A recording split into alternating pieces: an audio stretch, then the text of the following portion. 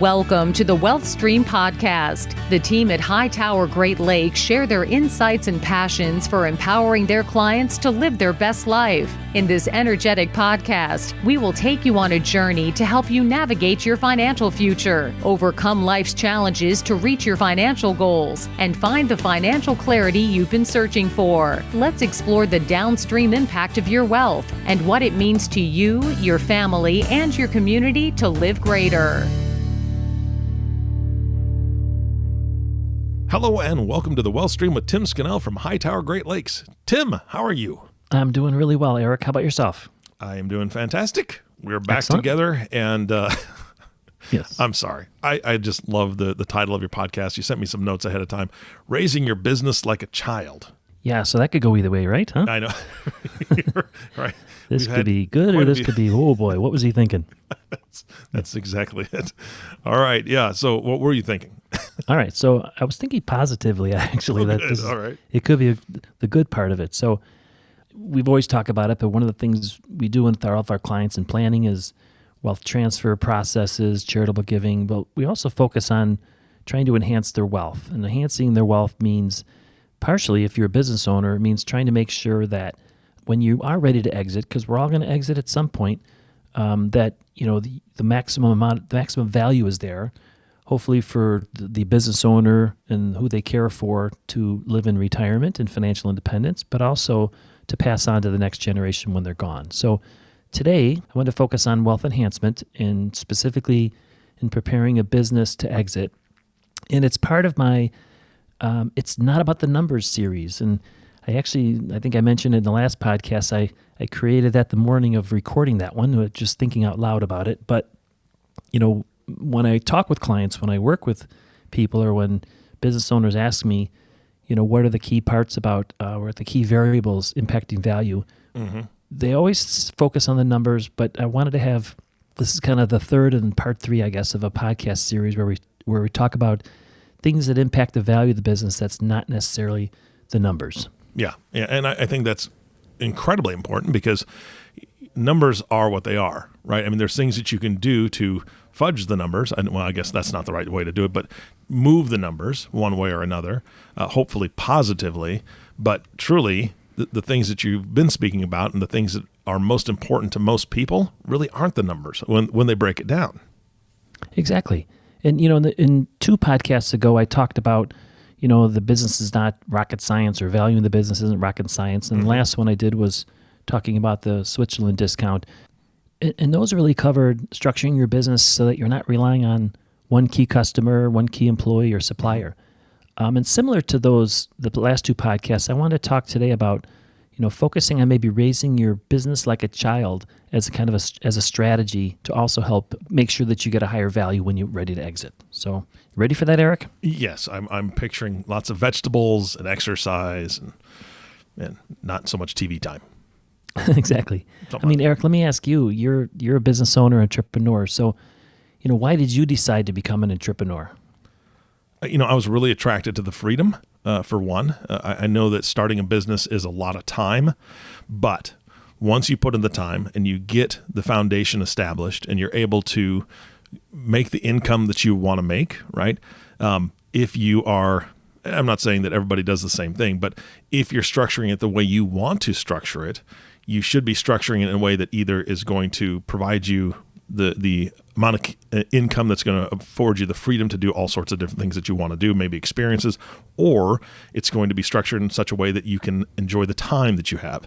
Maybe once you've got it built and you have key people around you, you don't have to work 60, 70, 80 hours a week, and you can enjoy more time with family or whatever it is. And I liked that freedom and the ability to kind of make my own decisions. Yeah, and that was kind of with me too. I'll just add one other thing. I felt like I was not a good employee, right? Okay, yeah. So, I worked at a couple places and, I thought, boy, there's just a better way to do it. And I'm not sure that my way was better, but I just felt like it was.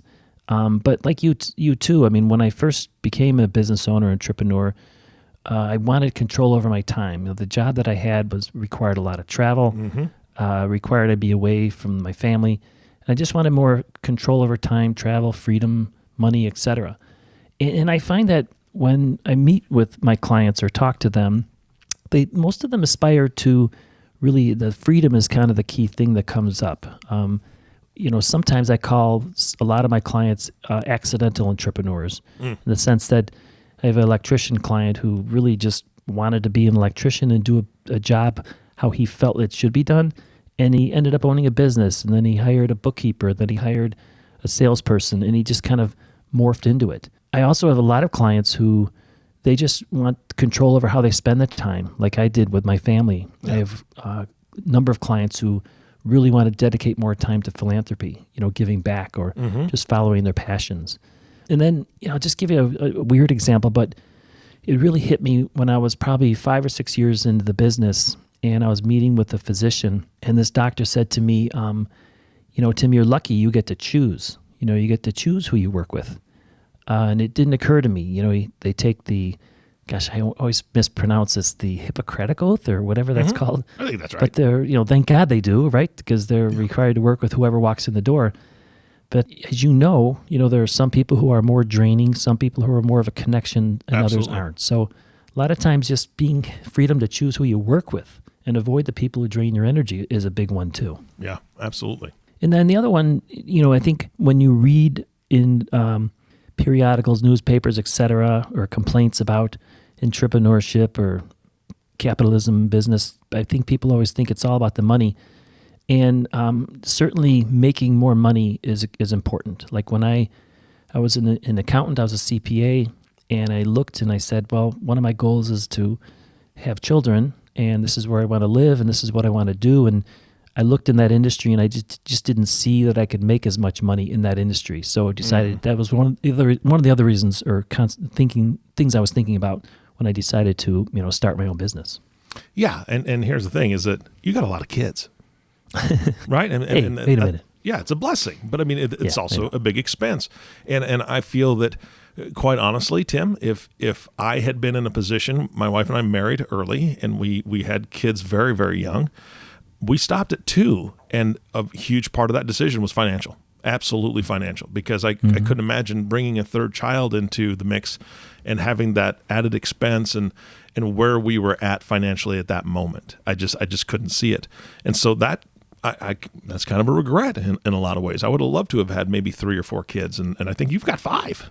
I've got 5. That's right. And my wife is number 9 of 10, so we negotiated to get half that. So that's a good negotiation. Like I can't do 10. I can't. Yeah, no kidding. But I mean, but I love the fact that you brought that up, because you planned ahead and said, this is kind of what I want. This is where I want to live, and you saw what you were looking at wasn't going to provide it, so that was part of your main decision. That's a beautiful thing. Yeah, and then, like many other business owners that I talk to and work for, when you start to strive for more revenue, strive for more profit to, accomplish those goals, to be independent, oftentimes, like what happened to me was you end up spending more time, managing, and doing everything, right? So you're growing a business, and the clients are calling you, and, clients are relying on you, and then you're investing all your money, not all money, but a lot of money into growth. So you can end up at a point where you actually have less time, like I did originally, and maybe less money because you're investing it. And so there's an alternative. And the alternative is really, thinking about your business as a child, and maybe looking at your role as a business owner as more of to guide, the business to becoming independent. Like your children, you want them to be thriving, independent adults. We just finished the holidays this past week. It's right between Christmas and New Year's, and it's so great to see my kids. They're all thriving, they're independent.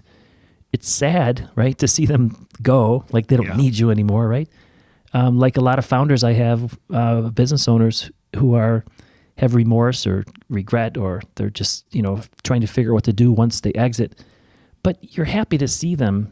You're happy to see them succeed, and you're happy to see them write their own script. So it's kind of a real hard thing to do with family, with a child, but it's also a hard thing to do with the business. Man, that is a great parallel. I was wondering where you're going with this, to be honest with you, with the whole, raising business as your children. But what a great analogy, because I've seen that time and time again where the business owner takes such pride in the business, and their thought is, and there's nothing wrong with this thought at the beginning, if something were to happen to me, this business would absolutely crumble. This business would just go under if I wasn't here. That's a very prideful statement, but that's very true early on in business because, like you said, the entire business, the customer relationships, all of it is built around one person, the person who created the business. And if you don't grow it in a fashion that it can be independent and it can have a life of its own, right? Without you there, guiding it and telling it what to do every moment of the day, like you do with a 5-year-old, right? Yes. Man, what a great analogy. I love that. Yeah, and so just step back for a minute and just think of what if I created my goal? What if my goal was to create a business, I should say, that thrives without me? Just like you want to see your kids leave the house and thrive and do well without you around there all the time. And, suddenly, when you're talking to a really demanding customer who wants your specific attention on a project that really you're maybe not that interested in, maybe it doesn't look that attractive. And maybe you say, well, look, you need to work with my team, or really we're not a good fit for you. Or, you look at, I've done this a number of times. I'm constantly thinking of new, I don't want to say product lines, but new services, trying to respond to where technology is going and thinking, should we do more like Zoom like we are, but should we do more webinars, things like that? How do we get our services out to help more people? But then suddenly when you're thinking of creating a business that can thrive on its own, you're like, well, I don't know, that's going to take a lot of effort and a lot of time, and maybe it no longer looks worth it. So I think by having the thought process that I want to create a business like my child that can thrive without me, you do look at it differently and you make different decisions. Yes, absolutely. So if you focus on your role, let's say as a parent, rather than like the driver of a business, because I have a number of clients they're still just drivers. They're always, I don't want to say control freaks, but they're not good delegators. Maybe that's the way to put it. But what the demands in your time goes down if you consider yourself more like a parent nurturing the business. And I found that the employees will take up the load. So for example, I have amazing next generation team working with me.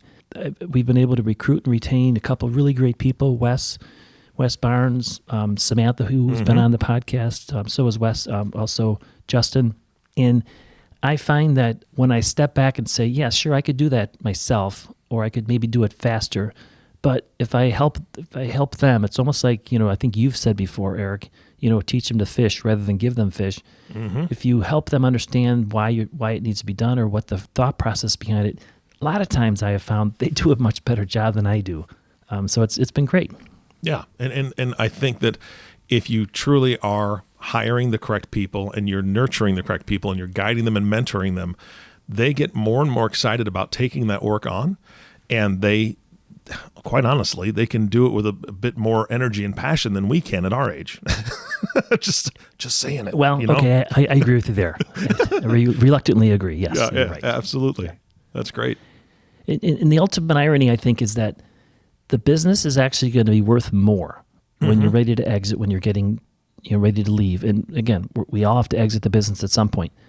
If you're just not the one person responsible for everything. Because if I'm a buyer and I'm looking at acquiring a business, I want to know, I'm certainly interested in what happened in the past. I'm certainly very interested in what you did as the founder to create where we're at today. But I'm more interested in the future. I'm more interested in saying, can the business survive the loss of the owner? And I'm willing to pay a premium if I know it can. If I know you've got a great team, if I know you've nurtured the business, the clients, the team, etc., you're going to get more money when you're ready to go. I'll just give you an example. I have a client who is really successful, very good dentist, an incredible marketer, really grew it to an amazing point. And he decided a number of years ago to kind of step back and try to start working as there's different companies that roll up or combine dental practices, just like every industry. And he felt like if he could step back, and in order to do that, to exit, to one of these roll-ups, he took about 2 or 3 years stepping back and out of the practice, recruiting and retaining great other dentists, great techs, great assistants, so that his practice could operate without him, And then when he did go to sell, he was able to get a much higher price. But he was also looked at by the buyers as maybe somebody who could come in with a new company, kind of help other practices do the same thing. So there's some real great benefits, not just from having more free time, maybe more profit, maybe spending more time with your passions. But when you are ready to exit, it's going to really make a big difference if you can kind of sit back and nurture the business like you would your child. Yeah, absolutely. So Eric, there's another example. I didn't actually work with this business owner at all, but I read about it, and he just the whole story intrigued me because he did exactly what I'm talking about. So there's a guy named David Hauser who started a company called Grasshopper, and they were basically an internet-based phone system, and he built this company up to $30 million of annual revenue and sold it to another company called Citrix, and he sold it for $165 million in cash, and then he also got about $9 million in stock. But that's not the what intrigued me about it. What really intrigued me was in the interview he talked about Hauser talked about the fact that he was down to working 1 day a week at the time that he sold his company. I know. That's pretty nice. I'm like, wow, I got to do that, right? Yeah, wow. But, and he says, well, that's one of the reasons why he sold it for so much. And that's the point, is that when you focus on growing revenue, profits, to be really valuable to an acquirer, you can't just make that your only goal. You really have to focus on, how can I make my business like a child who needs my guidance? I'm not abandoning the business. I'm not stepping back and delegating all decisions, but I'm there to guide, but more than to drive or be the one person, and hopefully get them to be thriving adults, and then eventually you can sell. Yeah. And I'll just give you one other example. I have a great client, one of my really good friends, and he's a general contractor. He's second generation. He's got third generation ready to take over. And one of the things he said to them last year was, "Hey, I'm going to take the summer off." Wow. And they looked at him and they thought, "No way," And he joked about it. He said, "So, what are you all going to do to prepare for that?" And then he just kind of left the room, and Yeah. and then they talked about it a week later. But that's just a great question. Can you imagine that, like the conversations that would occur among his team after that? Yeah, yeah. And again, I think those are both beautiful examples of. Again, you just drew this fantastic parallel, because as a father of adult children, I don't stop speaking to their life, but it really is, checking in with them a couple times a week, and I'm here when they need advice. If they run up against something they haven't experienced before, hey, Dad, da da da da. And that sounds kind of like what was going on with David Hauser and your general contractor. If he's going to take the summer off, I'm sure he'll be available, if they have questions, but he doesn't have to be there all the time. And, David Hauser being in the office once a week, there's that every once in a while guidance that adult child needs. And that if your business is an adult child at that point, that's a perfect parallel. Exactly. And, I've had a client say to me, "Well, sure, Tim, that's easy to say, it sounds a lot easier than to do." But what I will tell you is that, and tell the listener, is that, we have formal processes, that checklists, surveys, et cetera, that can help you identify how you're not treating your business, like your child, how you are not, we can quantify it, how that'll impact the value of the business when you eventually sell. And then more importantly, or as important, we have strategies that we've used with dozens and dozens of business owners out there who can, if over time you make some changes to help treat your business more like you're nurturing a child. And as a result, when you're ready to exit, you personally are more ready for it. And also the business is more prepared, and you'll have greater financial independence, as you live the rest of your life. So it's a win-win situation, and it's not about the numbers, but it's so critical that I just thought it was a good thing to talk about for a podcast today. Yeah, I think this is great, because bottom line, nobody likes a helicopter parent, right? I mean, Right. That's a term that people, I think most of the listeners will know, that parent just is hovering around, always ready to criticize, ready to, no, can't do this, can do this, you need to do this. Nobody likes that, and nobody likes a boss that's like that, or an owner of a company that's like that. If you can't give that freedom to make those decisions, that freedom to maybe make some mistakes and learn from those mistakes, the business is never going to grow correctly, and that child is never going to grow and be independent. So, man, again, just a beautiful parallel, Tim. And the fact that you're, again, offering tools and resources, I appreciate it, but we can't let you off this podcast without giving the contact information so they can get those tools. Yeah, so anyone can reach out to me, send me an email at tscannell@hightoweradvisors.com or give me a call at 219-531-4941. And really what we could do is have a free 1 hour build your exit planning meeting, or how to nurture your business planning, we'll call it. But either way, it's not going to cost you anything. This is what we do. We do it every day, and I know I can help. Yeah, I bet. I know you can too. Tim, thank you so much for your time today. Thank you. Appreciate it. You bet. And of course, our last thank you goes to you, listening audience. Thank you so much for tuning in and listening to the Wealth Stream Podcast with Tim Scannell. If you have not subscribed to the podcast yet, please click the subscribe now button below. This way, when Tim comes out with a new podcast, it'll show up directly on your listening device. This also makes it really easy to share these podcasts with your friends and family. And if you know a helicopter boss, a helicopter owner, if you will, share this podcast with them, because maybe they don't know that they're doing that, and maybe they don't know there's a better way. There is, and they need to reach out to Tim and get some of those free resources. Again, thank you so much for listening today. For everyone at Hightower Great Lakes, this is Eric Johnson reminding you to live your best day every day, and we'll see you next time. Thank you for listening to the Wealth Stream Podcast. We hope you gained some valuable insight that you can apply to your life and share with others. Please don't forget to subscribe below to be notified when new episodes become available. And don't forget to live greater. The information covered and posted represents the views and opinions of the guest and does not necessarily represent the views or opinions of Hightower Great Lakes. The content has been made available for informational and educational purposes only. The content is not intended to be a substitute for professional investing advice. Always seek the advice of your financial advisor or other qualified financial service provider with any questions you may have regarding your investment planning. Hightower Great Lakes is a group of investment professionals registered with Hightower Securities LLC, member FINRA and SIPC, and with Hightower Advisors LLC, a registered investment advisor with the SEC. Securities are offered through Hightower Securities LLC. Advisory services are offered through Hightower Advisors LLC.